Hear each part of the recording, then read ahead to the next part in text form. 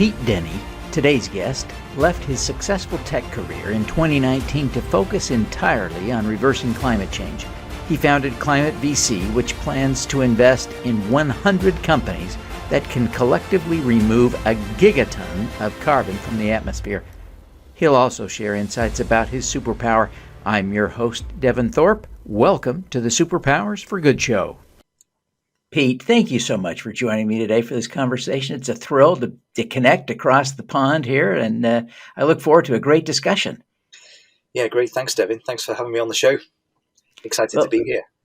Pete, you're doing really something amazing, and maybe you're not the only one in the world doing it, but maybe you're the most deliberate in the world right now, investing with Climate VC in climate change solutions, looking to find ways to reverse climate change as quickly as possible, recognizing that in climate change, there is an opportunity to rebuild the global economy in a better, healthier, more sustainable way. So tell us a little bit about your vision. Where to start? So when I first discovered that the climate change was as serious as it is, and I decided to throw myself into it and devote the rest of my life to it, I kind of thought that all of the answers were kind of known. Right, we need to eat less meat, we need to drive less, etc. The more I've got into it, I've realized actually climate change is kind of a natural consequence of the human condition, of who we are as human beings and how we like to interact and how we like to grow as individuals and as a population. And so if we're going to tackle climate change, then almost everything about the way that we live our lives needs to change. And I think that's kind of a nerve-wracking challenge for us as a species, for us as individuals. But it's also, a kind of a really exciting time to be alive, because to be alive at a time, e.g., like the Industrial Revolution or the Renaissance or something like that, weren't those exciting times to be alive in, where prosperity was growing, there was quality of life for many people was going up, and I think we're at the cusp of one of those moments as well. I mean, the world could go in two directions. We don't know whether we're going to be able to pull this off. There's optimist and pessimist in this equation. I'm an optimist. I think we've got a good chance of pulling this off. But if we do pull it off, then the world that we will create will be a much more fun place to live. It'll be a place with way more equality. It'll be a place with more prosperity for all, where we understand better how to live in harmony with our surroundings, where we get the best out of it and it gets the best out of us, and so on and so forth. And so my vision, if I can be so grand as to call it that, is to kind of find the amazing people who know how to contribute to that change and to help them in some way. Yeah. Now, you've got a couple of specific goals. I think your goal is to invest in 100 startups in this green space. Tell us a little bit about your goal, what kind of companies you're funding, and confirm that number if it's right. But tell us a little bit about the tactics and strategies here. Yeah, sure. So earlier on I said that almost everything needs to change. So that the problem space is very large. That means that the solution space is also really large. And so we look to invest in things in each of those verticals. So transport, like how we move around, how we feed ourselves, how we make things out of steel, out of concrete, out of plastic, how we generate energy, how we circularize our economy, how we grow food, all of those things kind of how we educate ourselves, how we redistribute wealth across the planet. All of those things kind of need to change, and so those are kind of the verticals that we look at. And to start off with, what we did was we went to the science, and there's a really good compendium of scientific inquiry into this area called the Drawdown Project, where somebody said, so a legend said, right, who's interested in solving this problem, climate change? I'm going to bring some scientists together. We're going to try and figure out what are the most in an optimistic, positive way, what proactively can we do? What's possible given our current understanding of science? And that's across fields such as the ones that I've just mentioned. But what they did is they came up with 100 solutions, and spoke about how much the solutions would cost, how much money they would save the global economy, and crucially, how much carbon they would remove from the atmosphere, right? Either prevent it from being emitted or remove it. And then they ranked them by effectiveness. And so that's where we started, really. That's where we got all of our categories from and our areas to explore. Yeah, it's a brilliant project. I've written about it extensively. I share your enthusiasm for it. Jonathan Foley has been a guest as well as his predecessor that edited, authored the first book. So yeah, it's great stuff, and it is interesting the optimism that comes out of looking at this because the technologies in so many ways exist, but we've got to scale them up. We've got to deploy capital in ways that will achieve these outcomes. So Yeah. tell us a little bit about your process for screening, the companies you'll invest in, how much you'll invest in each one, and how you see that process working going forward for each company you invest in. Yeah, sure. So we're venture capitalists. I suppose that's the base, the foundation upon which we built our company. We strive to be VCs, unlike other VCs. I suppose all VCs say that. But the act of being a VC is to find early early stage risky companies that have got a potential for high growth. And what we attempt to do is to use the tools of venture capital, which are looking for outsized returns in a financial way. So companies that could become $1 billion companies, and we try and use those tools to find companies that could become gigacorns. So companies that could have a billion ton impact. I mean, that's my overall goal. I've set myself for the rest of my life. I need to see if I can have a gigaton scale impact on the climate emergency. I suppose you've got to be a little bit of a megalomaniac to say that. Yeah. That's 2% of global emissions. But I think that the way to do that is to find people who are extraordinary and see what we can do to leverage that, or to help out. So, in answer to your question, how do we go about considering these startups? I think first of all you have to see a lot of startups, and we're fortunate that in the UK there's a whole bunch. There's I think in Europe, the UK is the second best, in terms of throughput of companies, new companies springing up in this space. The UK after Germany, we're very lucky. So you have to see a lot of companies, and we've got 3 stages to our process. And the first stage is, do we believe that this company, if it gets to where it wants to get to, can have a scale of impact that is worth it for the environment? And we've set that scale of impact as 10 megatons a year.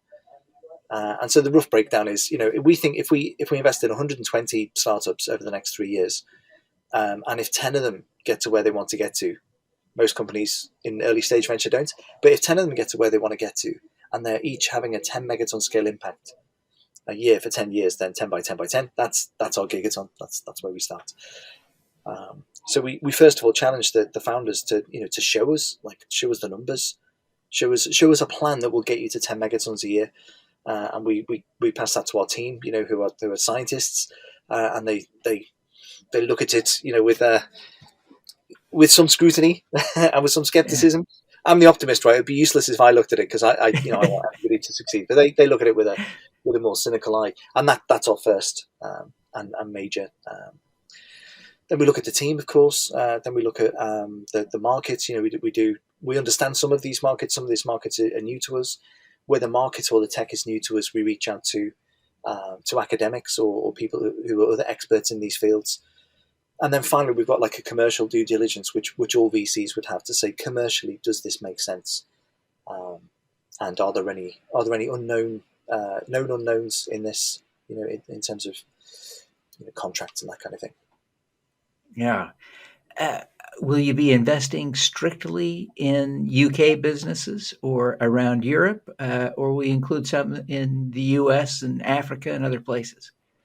So we've started off as a UK only fund. The reason we did that is because we're an EIS fund, which is that's a specific tax thing in the UK, which makes it very interesting for UK investors to invest in UK companies.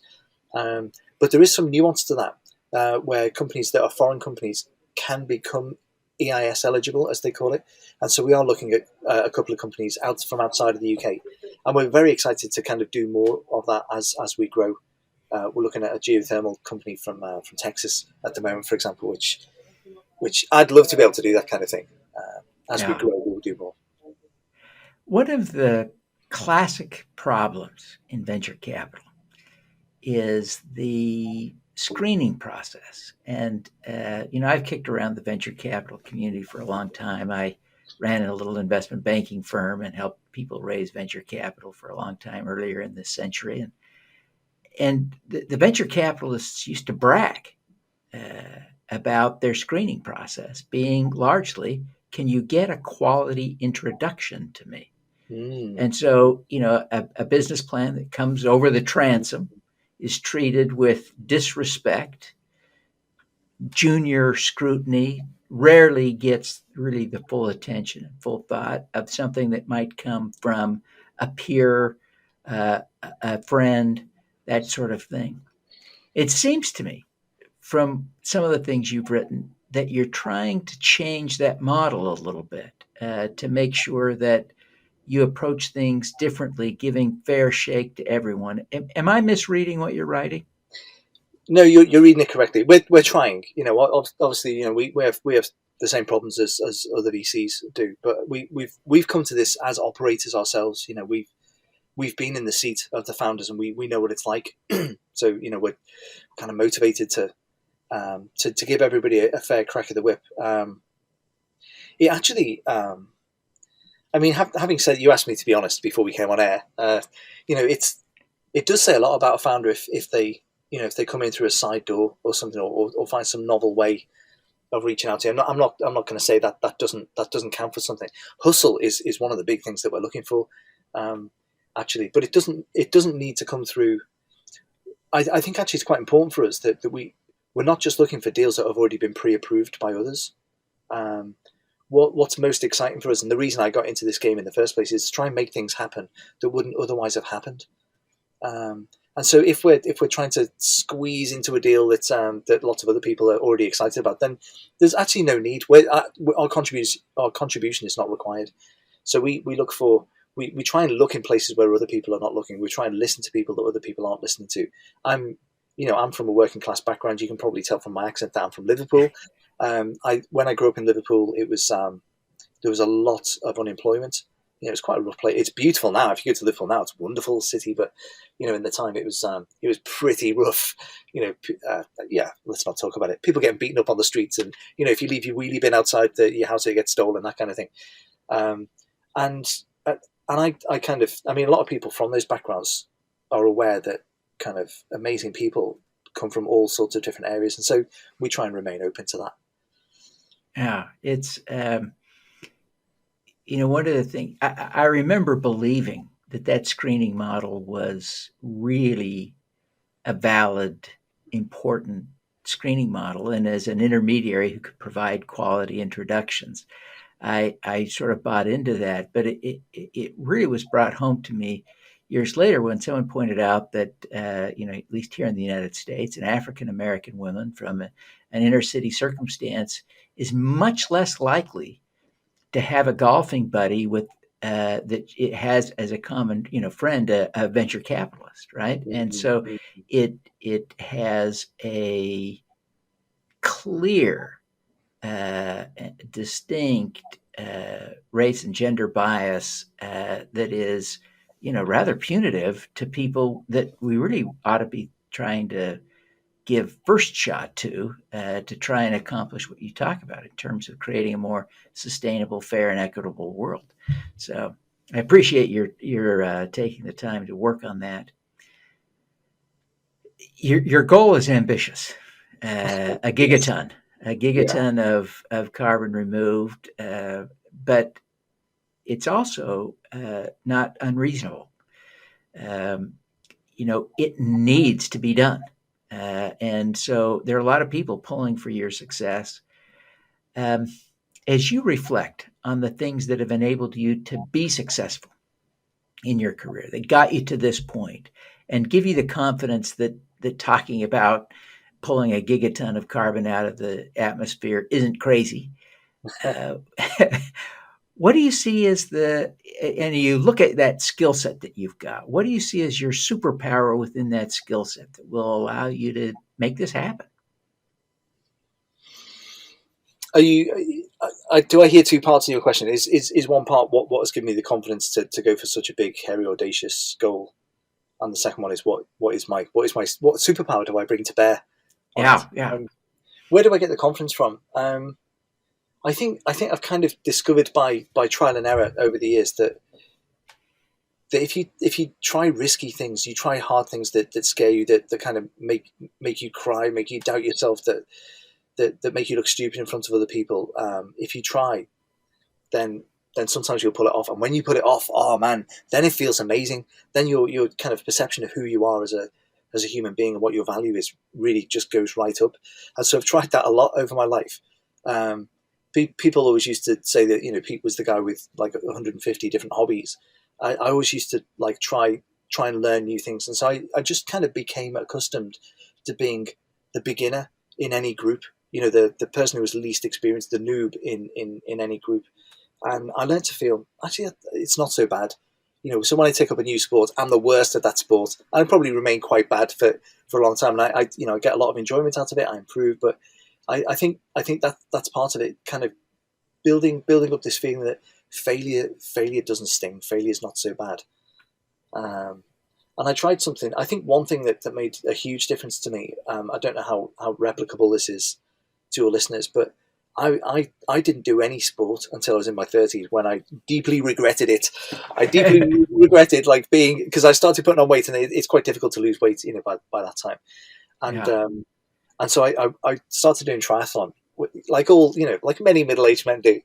And I worked towards this long-term goal of doing an Ironman, like a full distance triathlon, and that Whoa. Yeah. just kept knocking me back time and again, time and again. I remember being at training camps where I was cycling next to a 60-year-old woman, and I was like a early 30s dude, and I just couldn't keep up with her, and I'd fall off the back of the pack, and it just kept kicking me in the pants the whole time for years. And eventually I just, through boneheadedness, managed to train for and do a full Ironman. And the whole time I was doing it, I wanted to quit the whole time. But I didn't, and I finished it. And I think psychologically that changed something in me to made me realize maybe anything is possible. Maybe anything. Maybe I'd need to Yeah. raise my Yeah. ambitions. Yeah. Yeah. That's a real moment in your life, though, when you come across the finish line and hear those words, Peet Denny, you are an Iron Man. Yeah. Right? Right. Amazing. I've never been there. I've only seen it. I've seen it, and it is a moving experience to watch. I can't imagine what it would be like to cross that finish line. Can't imagine. Yeah. Yeah. I think that's that's something which is replicable in any in any field of endeavor. Just pick something hard and go for it. Spend a year going Yeah. for it. Yeah. You asked, so I know that on this show you ask people what's your superpower then, Yeah. and I haven't been looking forward to that question. uh, it's difficult to introspect and say, and to be bold and to be brazen and say this is my superpower. So I asked around, and my friends and family, what would you say this? And I think I recognise what they said, which is I'm an evangelist. So one of them said storytelling, another one said optimism, and I think those two things come together to be evangelism. I think if there's anything I bring to the table here, it's that I've got some ability to see what is amazing about a thing, even if it's quite hard for others to see. I can see, here is what is amazing about that thing, about this person, about this idea, about this company, and when I feel excited about it, then well, you can see I'm starting to smile. then Yeah. sometimes other people get excited about it too. And I think if I'm lucky to be working in this environment, climate change, because it brings so many missionaries out of the, there's a real missionary spirit, a missionary zeal in this community where everybody really wants to pull together. Um, yeah, well, Yeah. As you think about that superpower, right? Can you think of a specific example of a time when you accomplished something you're proud of using that ability? well, I mean, I raised a venture capital fund. I went from being a complete noob in this space to to raising some money, hiring some people, bringing an amazing board, on online. I mean, I've got directors from Google and Greenpeace and Nature on my board. That's incredible. And the fact that they have got it's through no, I've got nothing to do with it. It's just that I'm able to tell the stories of other people really well and to paint this Yeah. picture. And so now, because they're there now, other people are saying, "Ooh, that sounds pretty interesting. Can we come and be involved?" So I suppose I'm carrying a flag for something and telling other people's stories. Maybe part of that is where we've met incredible startups that perhaps nobody else had yet invested in, and we've kind of sung the praises of those. We've invested in them, and because we've invested in them, now everybody wants to invest in them, and now we seem like savants, right? Because we were able to spot, there's this, it's so amazing, and we can make other people believe that we can help other people to see the caliber as well. Yeah.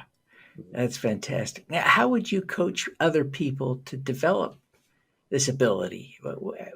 How do you learn this? Uh, I think it's hard to say without resorting to kind of cliche. But there's this thing about being yourself, which you see all the time on cheap TV shows. That's the core. You just be yourself, man. And that is a big part of it, actually, because we we I found that when I'm really enthusiastic about something, I'm wondering, is this the correct thing to be enthusiastic about? Am I going to seem like a klutz if I'm enthusiastic about this thing? And if I express my opinion, isn't that just going to show everybody that actually I don't really know what I'm talking about? And that's been a battle to get to the to overcome that, and to just, and plus, I've got a very kind of colloquial way of speaking. I've got a strong northern accent, which people immediately know. People who come from your area, they like robbing hubcaps off cars. They support one of these two football teams. They're like fighting, they're like stealing things. They but I think learning to kind of be enthusiastic about the things that I want to be enthusiastic about in the way that I am. It means that some people, it puts them right off, and other people, we have this kind of genuine connection. yeah. Sorry, Yeah. cliche, but I No, don't. no, no. I think that's perfectly valid. Perfectly valid. Well, Pete, I am just so thrilled to talk to you and grateful that you would take the time for this conversation.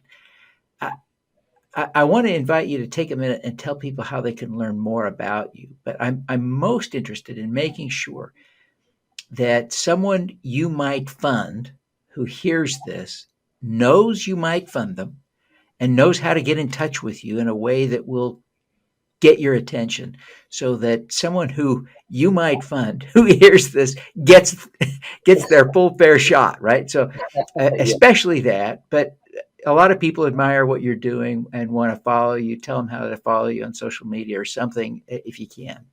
Mm. But leave us with this how to connect kind of message. Yeah, sure. Okay, so I mean, we've got the best domain name in the world, climate.vc. So you can check us out there. If you're in the UK, if you're in London, then we host a really we sponsor a really good thing called London Climate Connection. Come along to that. If you're not in London, then send us an email. And if you're a startup, the one thing that we love to hear, we just love to hear this, is what is your path to 10 megatons? And 10 megatons is big, right? 10 megatons a year that is a large amount of carbon. And many companies don't get there. Maybe kind of 60 or 70% of the companies that we hear of are not near that number. So if you do like an honest calculation with yourself And it doesn't need to be detailed, but like a, back of the fag packet kind of thing. We're going to remove this many cars on the road. A car emits this amount of CO2. This is how we're going to do it. Yada yada. If you take the time to do that, then that's our favorite thing ever. And we will speak to everybody. We will give everybody a Zoom call who sends us one of those. Am I going to regret saying that? Please send it to us. I hope you get lots of great submissions. I hope so. you get lots of great submissions. Well, Pete, again, thank you so much for the time. Thank you for doing this work. We need people like you to invest in a future that is clean and sustainable and brilliant. And I share your optimism that we can do it. And I look forward to living in a world that is so much more sustainable, so much more equitable. And thank you for being a part of that. Thanks, Devin. Thanks for saying so. And thanks for having me on the show. It's been really fun. It's a pleasure. Now, let's do some good. Thank you for tuning in to the Superpowers for Good show. Twice each week, we host changemakers who share their impact, insights, and superpowers. Don't miss another episode. Subscribe today at superpowersforgood.com. That's superpowers, 4, good.com. Be super empowered. Get your copy of the book, Superpowers for Good, as an ebook, audiobook, paperback, or hardcover edition via your favorite online retailer. Interested in having me speak to your company, organization, or association? Visit devinthorpe.com. Then let's talk. Now, keep using your superpowers for good. Together, we can reverse climate change, improve global health, and eradicate poverty.